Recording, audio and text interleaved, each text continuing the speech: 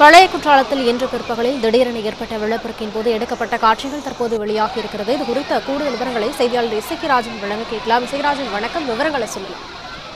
வணக்கம். தென்காசி மாவட்டம் மேற்கு தொடர்ச்சி மலைப்பகுதிகளில் கடந்த 2 தினங்களாக கனமழை பெய்து வருகின்றது. இந்த கனமழையின் காரணமாக மேற்கு தொடர்ச்சி மலைப்பகுதிகளில் உள்ள நீர்நிலைகளுக்கு நீர்வரத்து அதிகரித்து காணப்படுகிறது. இந்த நிலையில் இன்று காலை முதல் மேற்கு தொடர்ச்சி மலைப்பகுதியில் பெய்த கனமழை காரணமாக ஐந்தருவி பகுதியில் முதல் கட்டமாக வெள்ளப்பெருக்கு ஏற்பட்டது. இந்த நிலையில் பழைய குற்றாலம் பகுதியில் பெய்த கனமழை காரணமாக 12 மணி அளவில் கனமழை பெய்ததை தொடர்ந்து 12:30 மணி அளவில் அருவியில் நீர்வரத்து அதிகரித்துள்ளது. இந்த நிலையில் ஏராளமான சுற்றுலா பயணிகள் பழைய குற்றால அருவியில் குளித்துக் கொண்டிருந்தனர். அப்பொழுது பழைய குற்றால அருவியில் நீர்வரத்து அதிகரித்து வருவதை தொடர்ந்து அங்கு குளித்துக் கொண்டிருந்த சுற்றுலா பயணிகள் ஒவ்வொருத்தராக பதறி அடித்து ஓடி வந்த காட்சி வந்து தற்பொழுது இணையத்தில் வெளியாகியுள்ளது.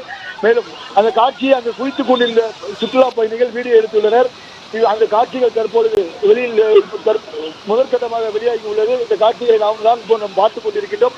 இந்த சம்பவத்தின் போதுதான் அந்த திருநெல்வேலி பகுதியைச் சார்ந்த அஸ்வின் என்கின்ற 17 வயது மாணவன் அந்த நீரில் அடித்துச் செல்லப்பட்டு சுமார் ஒரு 1/2 கிலோமீட்டர் தொலைவில் கண்டெடுக்கப்பட்டதும் அங்கு மாவட்ட ஆட்சியர், மாவட்ட காவல்துறை கண்காணிப்பாளர் எல்லோரும் முகாமிட்டிருந்தது குறிப்பிடத்தக்க சம்பவமாகும். இந்த சம்பவம் அந்த பகுதியில் பரபரப்பு ஏற்படுகிறது. இந்த வீடியோ காட்சி சம்பவம் தற்போது வெளியாகி பரபரப்பை ஏற்படுத்தியுள்ளது.